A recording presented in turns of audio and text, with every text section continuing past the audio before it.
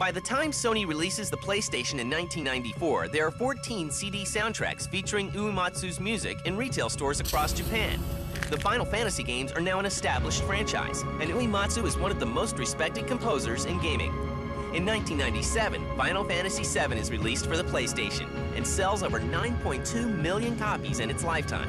Nobu just blows me away. I'll listen to like Final Fantasy VII, and I'll be listening to this music and this great orchestral scores and choirs and everything. And after Final Fantasy VII, I'm like, that stuff's amazing. There are actually a bunch of songs that I like in Final Fantasy VII. But Aeris's theme is one of my favorites. I also like the opening sequence where Aeris walks out and a motorcycle goes by. And then you see the smokestacks. And then the logo pops up. And then, going from that transition into the actual game,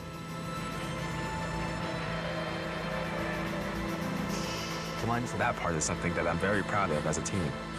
Not just the music element of it, but how it matches up with the whole opening sequence. And thanks to the PlayStation CD format, the possibilities for Uematsu are nearly limitless. That was a huge leap. I did feel as if I could do pretty much anything that I felt like doing.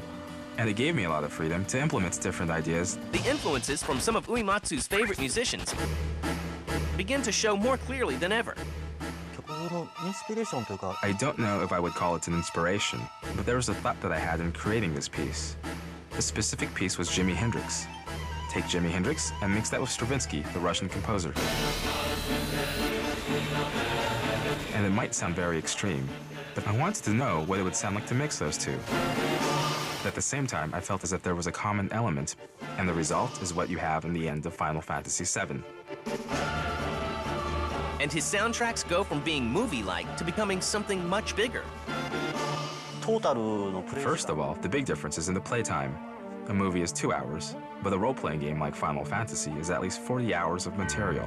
So the number of pieces of music needed is really enormous. It's always daunting. He completely breaks the mold. He's not doing like the ice level music. Here's a guy that just pours emotion into his music. Also, I have to predict what the player will be feeling.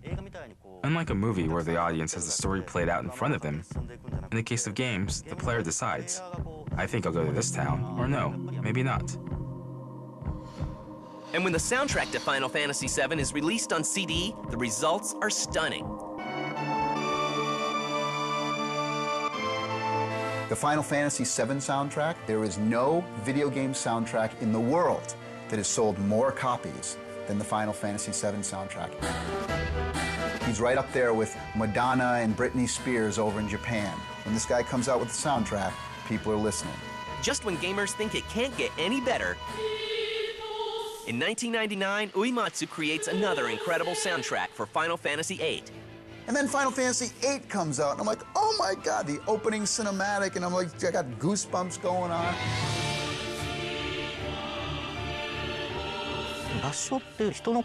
Having a huge chorus had always been something that inspired me. It just amazes me.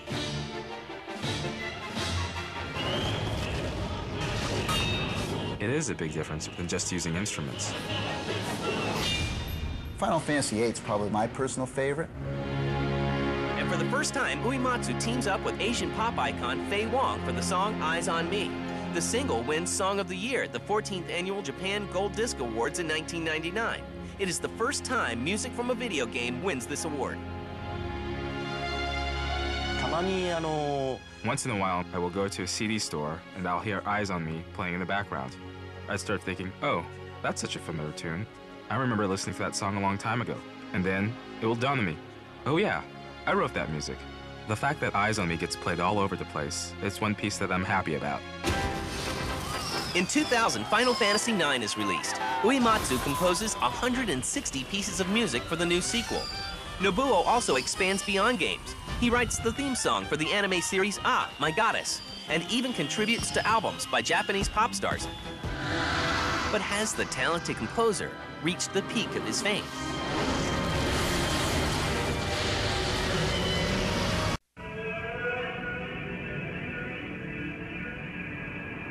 The year is 2001, and Final Fantasy X is out for the PlayStation 2. In less than 3 months, more than 1 million copies of Final Fantasy X are sold. And once again, the new hardware enables Uematsu to expand his art even further. For a change of pace, he writes a heavy metal piece that surprises some gamers. When I first saw Final Fantasy X, I was blown away. I'm like, it's a rock video. Death metal. That's cool. That was so different from typical Final Fantasy titles because normally we have a very orchestral kind of background music. But it's so much fun with this hard rocking, soundtrack. I just wanted to create something that is obviously different, to match up with the sequence. On May 28th of the same year, Nobuo Uematsu makes it into Time Magazine's feature, Time 100, The Next Wave Innovators.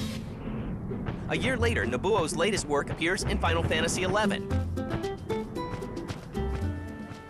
And in 2004, Uematsu's music is finally heard live in the US at the Dear Friends concert held at the Walt Disney Concert Hall.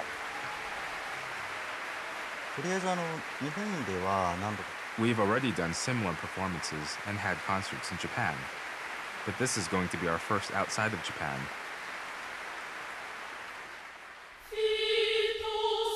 And I guess the main thing that I want to see is the reaction of the audience in the States. I've never seen that, so that's going to be something I really want to take home with me. And hopefully this is going to serve as a kickoff to other shows. The show sells out in one day. When I heard the good news, I was in Tokyo, and I was in disbelief. I couldn't believe it. I was very surprised and very shocked. At the same time, I was very happy. I was curious to see why it sold out so quickly. Today, Nobuo's work is legendary, and the Final Fantasy franchise has sold more than 49 million games around the world. Something that's always been present with the Final Fantasy series is that it has a very well-rounded musical score. The music is so great in Final Fantasy that immediately when you turn on a Final Fantasy game, you hear the soundtrack rolling into your speakers and you know you're in for a big, big adventure. But the composer from Kochi remains humble. To me, creating the music for the Final Fantasy series is something I just do. Not just as a living, but because I just like to create music. And he hopes that his music will help bridge the gap between game music and film music. I think it's going to arrive there. The games are played by kids, but when the kids grow up, games will be played by parents too. When we get to that point, games will be lined up on the same shelves as TV and the movies. And the difference between game music and other music will probably disappear. And until that day, Uematsu will continue to raise the bar for music in gaming. There are people who work best under pressure, and those who can push aside the pressure and create something nice. I probably fall under both of those categories. Lately, I think it's the relaxed, unstrained music, as opposed to the forced music, that comes naturally. I think that's what makes it brilliant.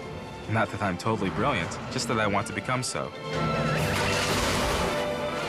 There's about 500 people in the world who do what we do, music composition.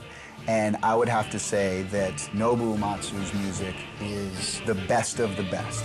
And his music being known all over the world, he is #1, absolutely.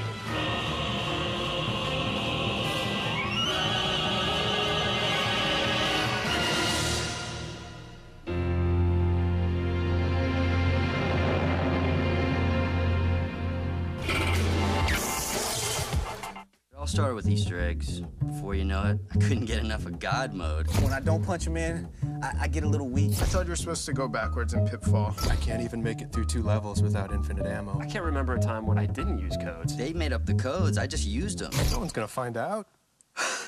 Get the latest cheat codes and walkthrough strategies for Grand Theft Auto San Andreas. Write the homie to see if you got what it takes. Cheat season premiere, January 18th at 10 Eastern, 7 Pacific.